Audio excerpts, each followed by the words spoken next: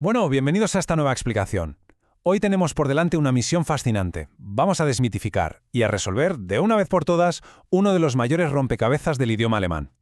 Y no vamos a abordar el sistema de pronombres como si fuera una lista aburrida sacada de un libro de gramática, sino más bien como un juego de roles. Porque cuando se tiene la estructura adecuada, lo que parece un caos absoluto se convierte de repente en un sistema brillante y súper predecible. Es un clásico absoluto, ¿verdad? Cualquiera que haya empezado a estudiar alemán en el nivel A1 se ha chocado de frente con este muro. Resulta tremendamente frustrante cuando la palabra para decir él, que aprendemos al principio como de repente y sin previo aviso se convierte en in en una frase y luego en im en otra. Es muy fácil llegar a pensar que los alemanes cambian las palabras al azar, pero que va, hay una lógica perfecta detrás de todo esto. Y hoy vamos a resolver este misterio. Nuestra hoja de ruta de hoy es muy clara. 1. El misterio de los pronombres. 2. El protagonista en el nominativo. 3. El objetivo en el acusativo. 4. El receptor en el dativo. 5. Género y formas de cortesía. Y 6. La regla de oro. Empezamos con la primera parte. El protagonista, el nominativo, la forma base. El caso nominativo es básicamente nuestro punto de partida. Al final, un pronombre existe para sustituir a un sustantivo y así no tener que repetir su nombre una y otra vez. O sea, en el nominativo, el pronombre es el que lleva la voz cantante, es el sujeto, el protagonista literal que realiza la acción de la frase. Y aquí es donde vemos las formas de toda la vida. Tenemos ich para yo, du para tú y nuestro famoso er para él. Si tenemos una frase sencilla como der Hund schläft, el perro duerme, simplemente la convertimos en er schläft, él duerme. O en el plural, wir lernen Deutsch, nosotros aprendemos alemán. Todos estos pronombres son los protagonistas haciendo algo de forma totalmente activa. Pasamos a la segunda parte. El objetivo, el acusativo. Cuando los pronombres reciben la acción. Vale, vamos a meternos de lleno en esto. El caso acusativo es el que marca al objeto directo, y la verdad es que es muy intuitivo si lo imaginamos visualmente. A ver, si el sujeto, en nominativo, es la persona que lanza una pelota, el acusativo es la persona o la cosa que recibe el impacto de esa pelota. Es literalmente el elemento impactado de forma directa por el verbo. Y aquí es donde ocurre la magia de la transformación. Fijémonos bien. El ich inicial pasa a ser mich, el du se convierte en dich y, lo más importante para nuestra pequeña investigación, nuestro misterioso pronombre muta y se transforma en in. Ajá, hemos encontrado la primera gran pieza del rompecabezas. In es simplemente él cuando está recibiendo la acción directamente. Menos mal. Hay que hacer una pequeña pausa aquí para celebrar una victoria. Afortunadamente, el pronombre sí para ella y es para ello se mantienen exactamente igual en el acusativo. El alemán ha decidido darnos un respiro, lo cual, sinceramente, se agradece un montón para evitar una sobrecarga mental. Vamos a ver cómo encaja este rompecabezas en la práctica con un ejemplo. Ich sehe ihn. Yo lo veo. Paso 1. Tenemos a ich. Quien hace la acción de ver es yo, así que usamos su forma base, el nominativo. Paso 2. ¿A quién veo? A él. Como él es quien recibe la mirada, o sea, el objeto directo impactado por la acción, es obligatorio usar la forma acusativa in. Es así de lógico y directo. Tercera parte. El receptor, el dativo, el beneficiario indirecto.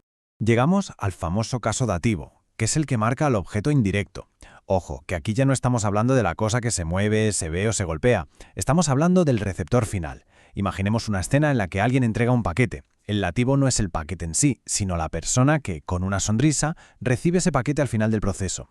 Y justo aquí, la última gran pieza de nuestro misterio queda al descubierto.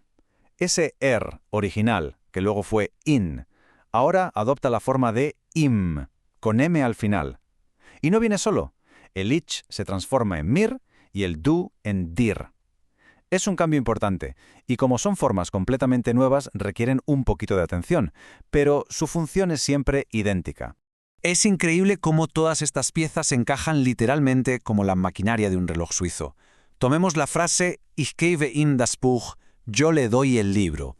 Paso 1. Ich es quien da, nuestro protagonista en nominativo. Paso 2. Das Buch es la cosa que estamos dando y moviendo, el objeto directo en acusativo. Y el paso 3, ihm, es la persona que está al otro lado recibiendo ese libro felizmente. Como él es el beneficiario, le ponemos su traje de dativo, ihm. Cuarta parte. Género y formas de cortesía. Detalles y reglas generales que son cruciales. Fijémonos por un momento en el poder absoluto que tiene una simple letra mayúscula. En alemán, la palabra sie, escrita en minúscula, significa ella o ellos. Pero cuidado, porque si en medio de una frase nos encontramos con esa misma palabra empezando por mayúscula, todo el significado cambia. De repente estamos ante la forma de cortesía para usted o ustedes.